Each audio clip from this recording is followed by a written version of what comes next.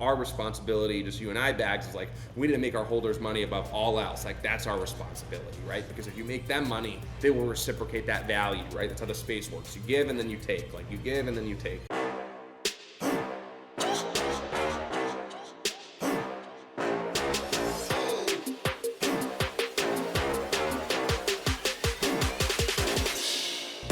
All right, buddy. Well, I appreciate you coming on. First show, the Alpha with Luca Netz. Appreciate you coming on. The king of the Pudgy Penguins. This will be just super casual, man. If you got questions, shoot. I'll shoot some at you. We'll keep it like 30, 45 minutes. I don't want to do it long form. I'm ready to rock. All right. Tell me a little bit, Luca, because I don't know. I know a little bit about your story, but tell me, like, before Pudgy, before Web3. I know you held some good positions in Web 2 companies. Tell me a little bit about that. Yeah, the 30-second version is homeless with my mom and my brother for 10 years. I settled down in Los Angeles when I was a teenager, high school dropout, had to help my mom pay the bills, got my first job at a tech startup called Ring, was throwing underground rap shows in the hood on the side. Did that until I was about 18, started my first e-commerce business then, found product market fit almost instantly, changed me and my family's life on the backs of that. I then went to monetize social influence, so I kind of built brands and e-commerce stores around creators. In hindsight, I had like I should have done like the Prime and the Feastables before that, but I was a little bit of a rookie, so I wasn't thinking that big. Made a lot of money doing that. Then I think my big crack at building brands was during 2020 when I brought back Von Dutch, and that was like a big clothing win for me. Then went to co-found a company called Gel Blaster, which was North America's fastest growing toy business, and then I bought Pudgy Penguins. And then in the interim, internet hustling, right? Invested in a lot of companies. I found a lot of success venture investing, found a lot of success stock market and crypto investing. Obviously took big wins, big losses, and kind of just kept my free time occupied there and just try to diversify and do as many things as possible. It's both a blessing and a curse, and here we are today.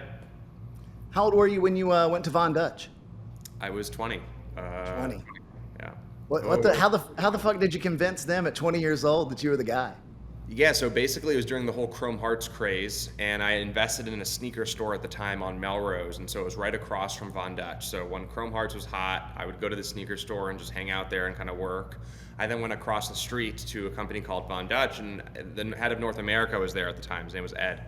And I talked to Ed, I was like, how much money are you guys making? He was like, dude, we're about to go under. We're about to close our flagship. We've never closed it before. And they were like, we're making $25,000, $30,000 a month. I was like, you're kidding. I basically worked out a deal with them. I said, look, anything north of $100,000, I want 10% of gross. They were like, dude, this is a win-win. You're going to 4X our revenue, and anything you take above that, you're going to take 10%. And by the time I left, they were doing millions a month. And so the problem, the reason why that blew up, and transparently speaking, was they wanted to renege on our deal. And I was like, dude, LeBron James just came to your fucking team, promised you a championship. He gave you the chip.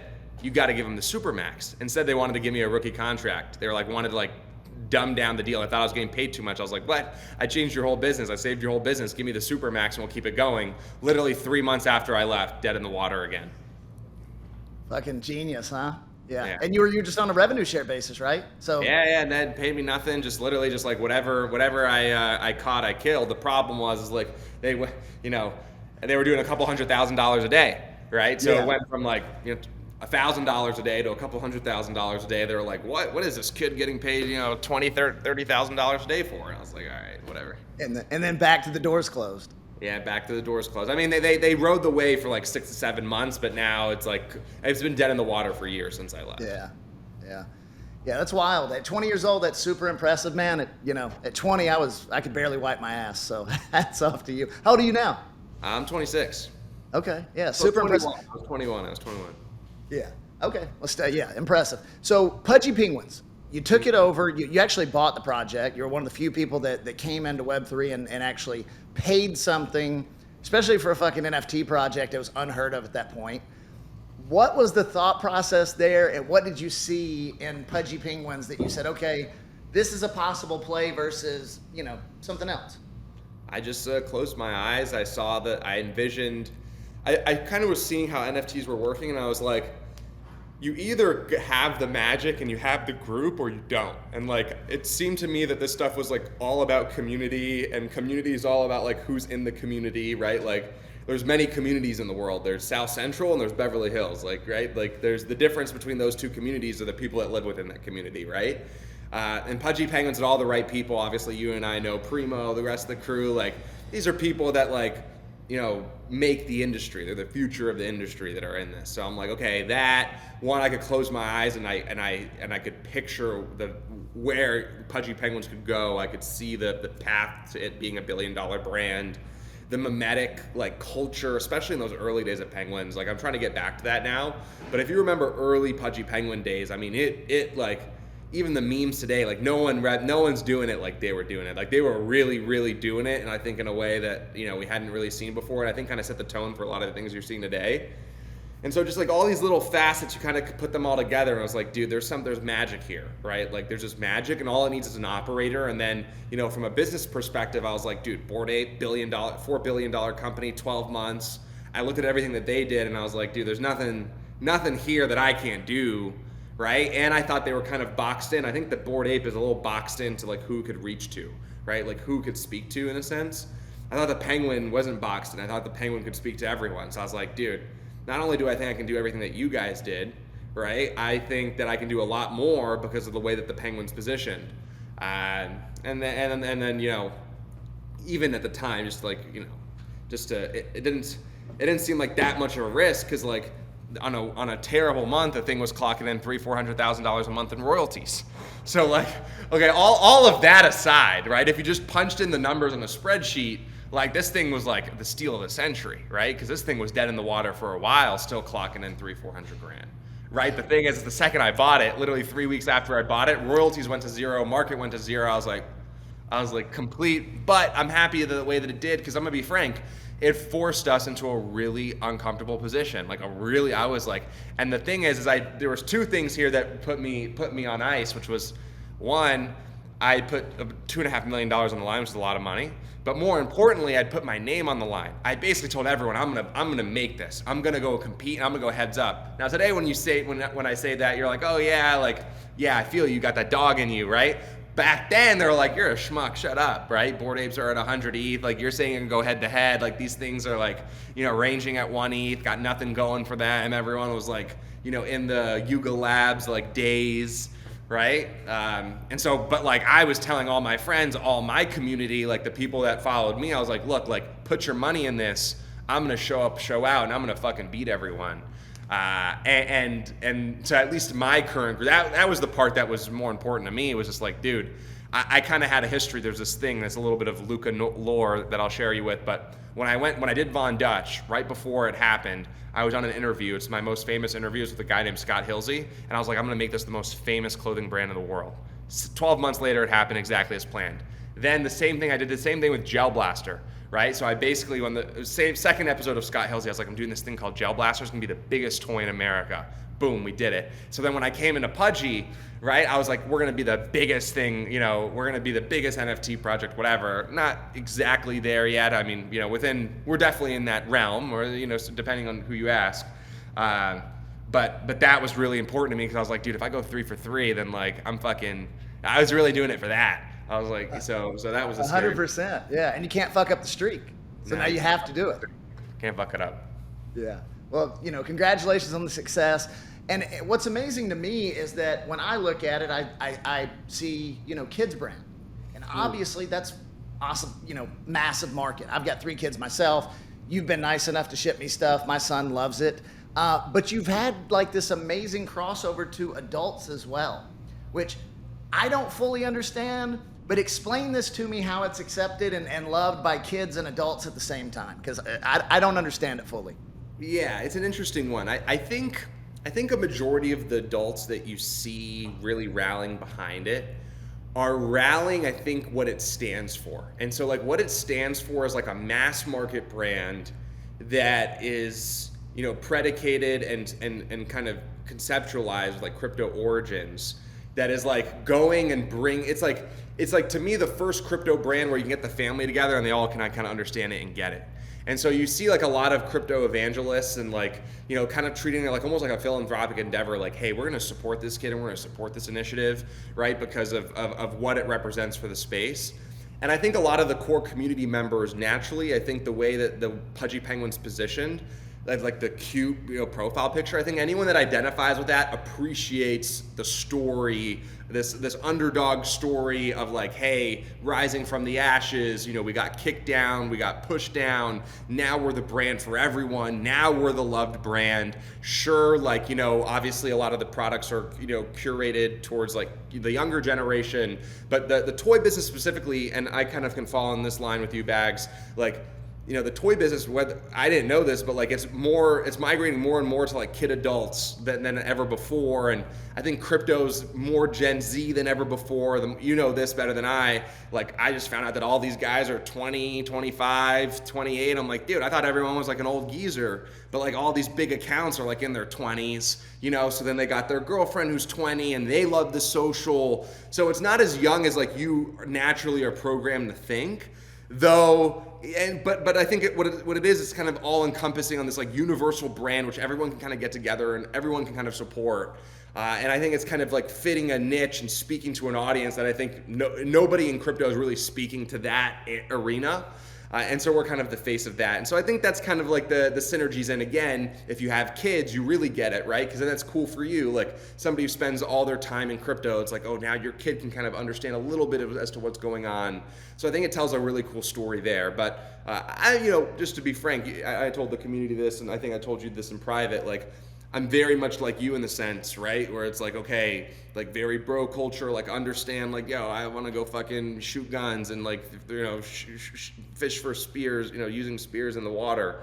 And sometimes I don't get it, but it just kind of works and it happens. And if it works, it works. But that does make sense to me, right? Because we live in this crypto bubble and we dedicate all of our time to it. And as you know, it's all consuming. Yeah. And then to be able to go and share that with your family is a different thing, because you're not going to go share a trade or a token or something else, but that does make sense to me. Yeah. So what was it like, and this is I guess the hardest part for me, going from traditional business to Web3 or crypto, is you now have this community which can be very positive for you, but also can be a negative in certain ways, right? Because everybody wants to have their feedback. They feel like they own part of the company, and they all want to potentially go in a certain direction that you don't want to go in. Give me the ups and downs, the pros and cons. Web 2, where you get to make your own decisions and move with it, versus Web 3, where you have to think as like a larger group. Yeah, I think the pros are like, I believe that like the concentrated hive mind will always outperform like the singular mind. Like I think that's just like a game of statistics. I think the pro is like the evangelicalism, like the passion and the rallying and the championing. You just get, you're such a more powerful force moving in a direction if you can kind of focus everybody in that direction that you're going in. The cons is like, it's exhausting.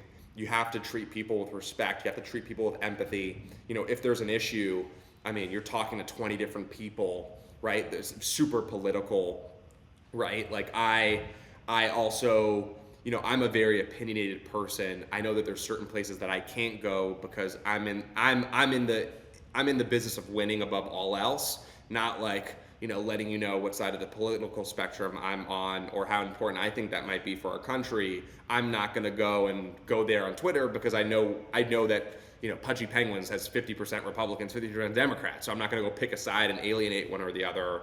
You know, that's an interesting one that probably people don't think about, but that's important to me because like I love to stand for something, right? Like if you know me personally, you know what I stand for, and I'm very passionate about that. Right. And so like for me, not being able to rally my troops or my audience to like go and do something that I think is in the best interest of like the country, for this is one example, one of many, you know, that can be hard, right? You know, having to almost like censor myself, right? Not true, you know, be political in the sense, I think is probably the best word. That's really difficult. You know, making sure that, you know, even if something is like crazy or somebody, I've had crazy scenarios come up and it's like, dude, I just want to brush that to the side, but I can't, you know, I have to address it in real time. So there's definitely real trade-offs, but I think ultimately the pros outweigh the cons if you can harness the power correctly, I think a lot of it is less to do with the community and more to do with like Web3 is just like there's like no privacy, right? Like, dude, I've had somebody show up to my house. I'm like, bro, what are you doing? Like showing up to my house, you know what I mean? Like, it's a little insane. So things like that, I think is probably the harder part. Yeah, I was actually going to bring up, you do seem very toned down on Twitter, and I was going to bring that up. That's one of the things that I struggle with for sure. And it's probably not the best, for some of my stuff at times. Obviously, in recent times, even more so.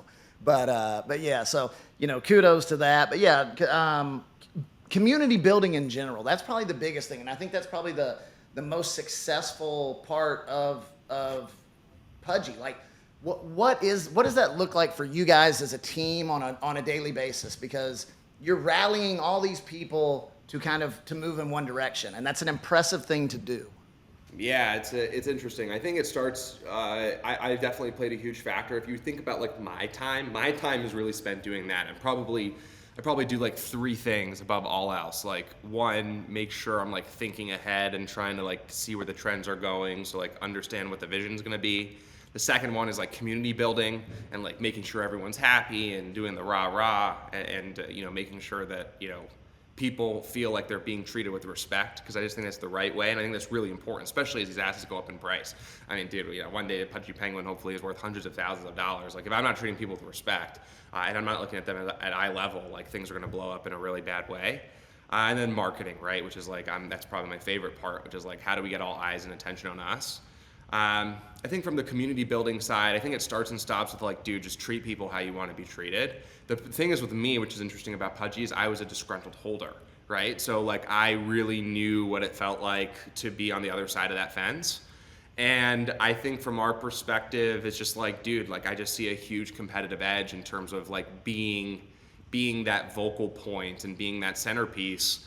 It's like, traditional businesses today, it's like all founder driven. Like founders play a huge role in building their own communities. I think it's only amplified in Web3.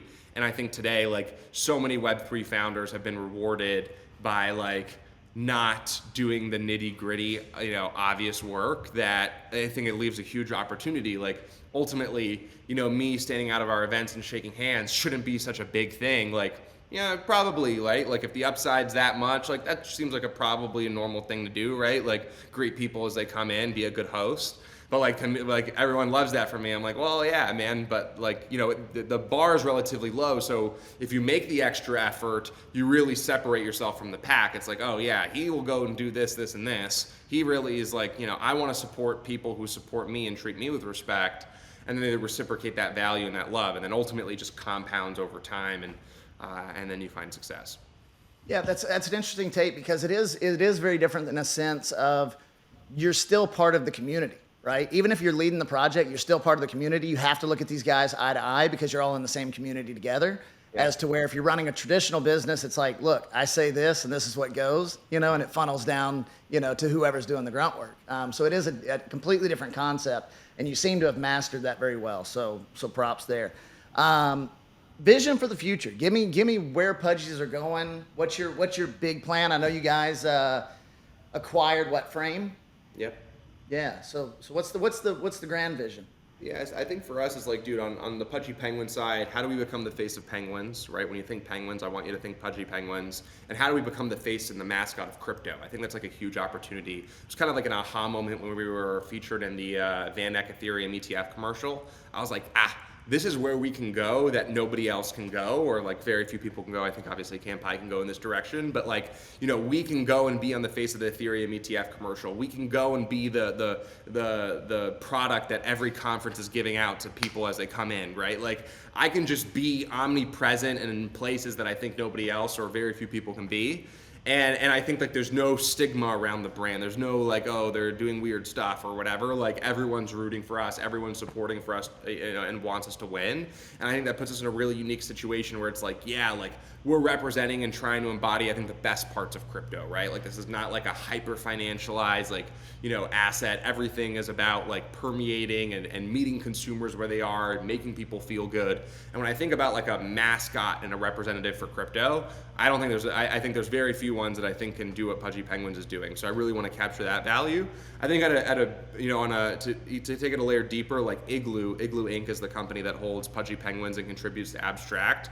I think for us, like what we're really focused at Igloo is like creating an ecosystem, right? So you have the NFT, you have the Pudgy Penguin, you have the NFT, you have the community, you have the products, you have the scale, right? Like how do you take that layers deeper? Like ultimately, chains are being commoditized. So if the tech is being commoditized, like why go and bring the most proprietary value that all chains are desperately looking for and go bring that to them for, pennies on the dollar? Like why go and compromise on our blockchain Web 2 experiences because everyone's building general purpose instead of purpose-built chains, right? Which ultimately, like Pudgy Penguins needs a consumer purpose-built chain to optimize the experiences that we want to optimize for. So it's just like, now it's just like, how can you own the entire stack from A through Z? Like we have a wallet with like almost 500,000 signups on the wallet. Like this is where now it goes into like, okay, how do we leverage this community and build like this enterprise and this flywheel and this ecosystem that is ultimately, like again, I always look at Pudgy Penguins as like the Trojan horse to bringing people on chain. Like it's easy for me to scale IP. It's easy for me to build a brand,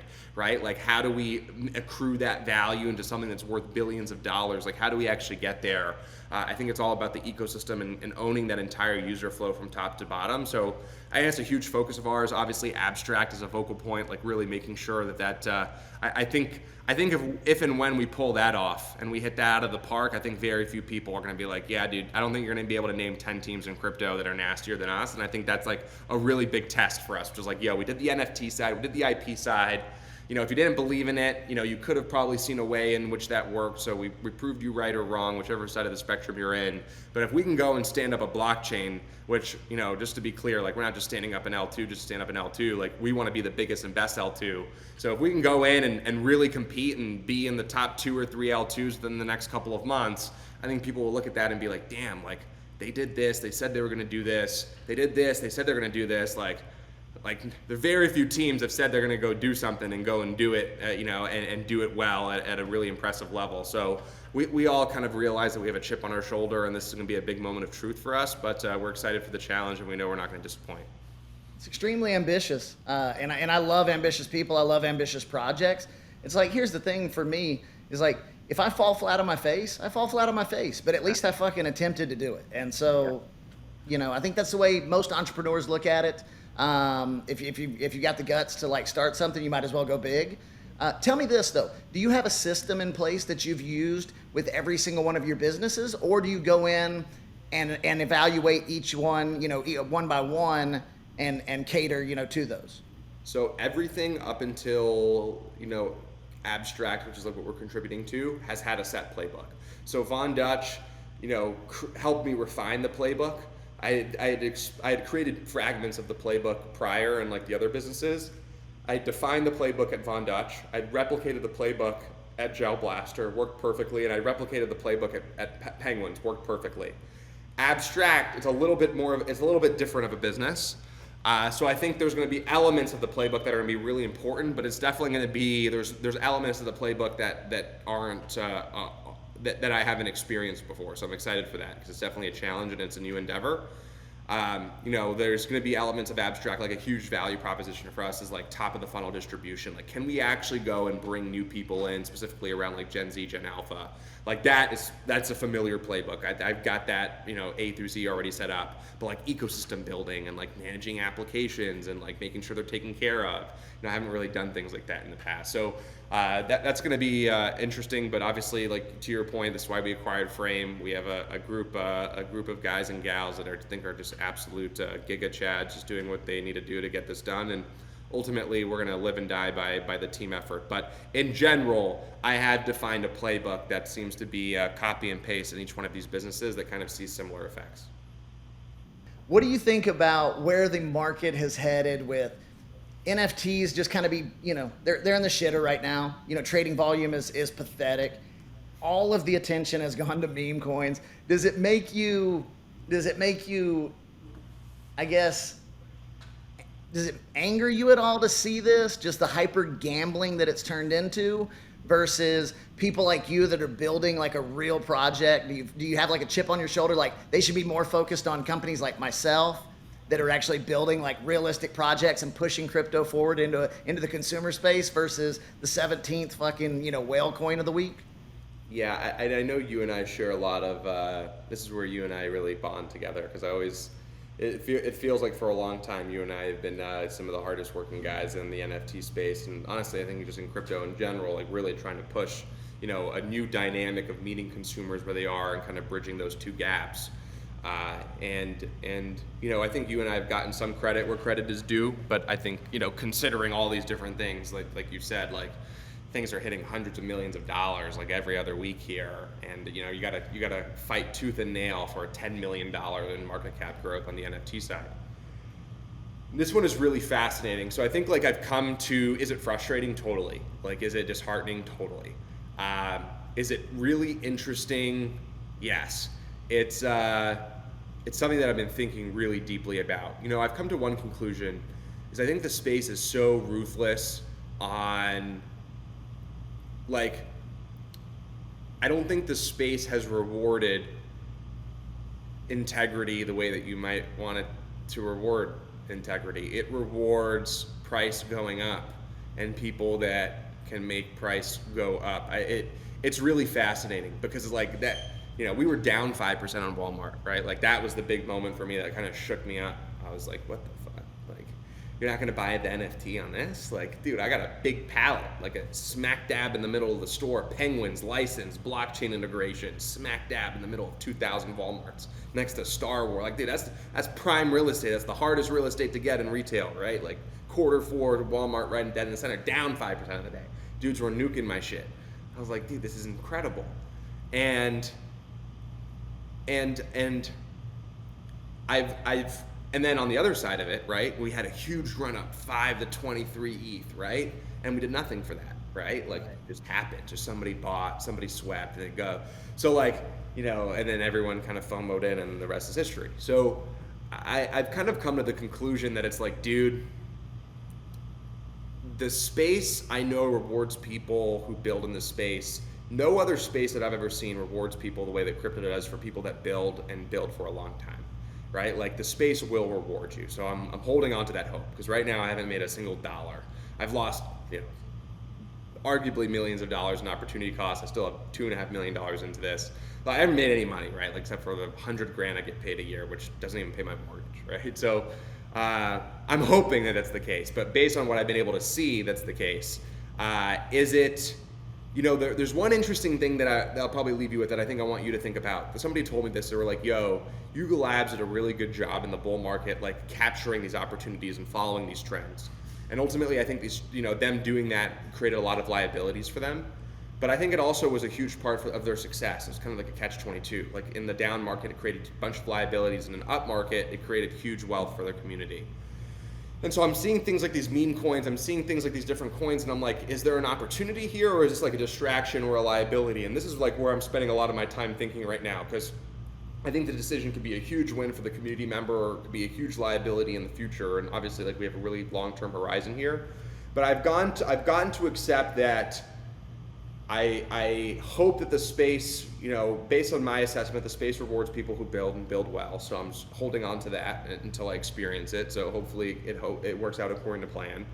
The second one is the space will always go to what makes the users the most money, and they're ruthless, right? Like, they are ruthless. They don't give a shit, right? Like, dudes will sell my Walmart announcement 1 minute after me selling it because, like, they need to secure their profit, and they don't give a fuck. They don't care about me. They don't care about my friendship. They don't care about any of that. They just care, and that's to understand. Like, it's a dog-eat-dog world, specifically in crypto. So I understand that. On the other side of it, like, I'm also trying to see, like, where is the opportunity in this, right? Because, like, we're in the business of building IP. You're in the business of building IP. Like when I hear meme coin super cycle, you could also reframe that as like IP super cycle, right? So like, should we play in the game? Like, are we going to regret it 6 months into it? How do I bring value to holders? I think our responsibility, just you and I, Bags, is like, we need to make our holders money above all else. Like that's our responsibility, right? Because if you make them money, they will reciprocate that value, right? That's how the space works. You give and then you take. Like you give and then you take. And that's a working relationship, right? That's a fair relationship. It's a mutually beneficial relationship, but it starts with taking care of them first. So it's a very interesting thought, one that I'm thinking about a lot. But definitely, like, dude, I mean, you and I know this well. Like, if the space rewarded like really people building things the right way, you and I would be on we would have made it 100 times over here, I think. So obviously, it sucks, but I do think. When prices go up, so I'll give you an example. This was kind of the narrative around the Pudgy Penguins run. Like when we started taking out levels, right? Like we went from 5 to 10 and 10 to 15, everyone was like, this was obvious, right? So they started to FOMO. They're like, damn, I should have picked it up earlier. Like that was obvious. The kid was hustling. Like look at all the reasons why they're running. Like no shit. So I think a lot of that stuff supports the FOMO when the FOMO kicks in, right? It makes people justify why this thing is running, though, you can't really control what a run is unless somebody with size steps in and makes you run, and then the rest is history.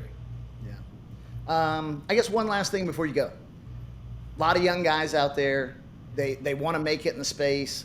Look, 99% of them aren't going to make it flipping meme coins. So what's your one piece of advice to a young guy in the space to actually get out there and build something? Well, to your point, I think the builders in crypto totally outperform the traders, and it's not even close. Even the best traders will tell you that. They're like, yeah, dude, we make money, but we don't make nearly as much money as the guys building here. Again, you have to see that firsthand, but I've seen it, through third parties and things like that. I think my biggest advice would be do it. One, do it, because I think this is a game of years. Like how many years do you have under your belt? And I think at a certain point, like the flip just switches. And depending on the business that you're building, try to do it with the highest integrity possible. And then make sure that, like, dude, it starts and stops with your community and your early believers. Like, just make sure you take care of them. You take care of them, the rest is history. But it starts and stops there. Yeah. Well said. Pudgy Penguins obviously are in great hands with Luca and obviously an impressive team, beside him. It's not just him. So appreciate you coming on, brother. Good luck. I know you will be rewarded like you should be when the pendulum swings back, because it always does. I hope so. Appreciate you. All right, brother. Thank you. Later.